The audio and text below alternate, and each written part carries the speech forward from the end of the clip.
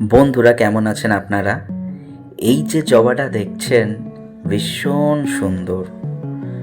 সাদার মধ্যে pink, medium সাইজের ফুল, আর ছোট্ট গাছে প্রচুর পরিমাণে কুড়ি আসে আর প্রচুর ফুল ফোটে।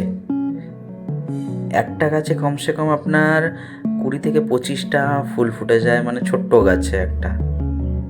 ভিডিওটা পুরো দেখার অনুরোধ রইল বন্ধুরা।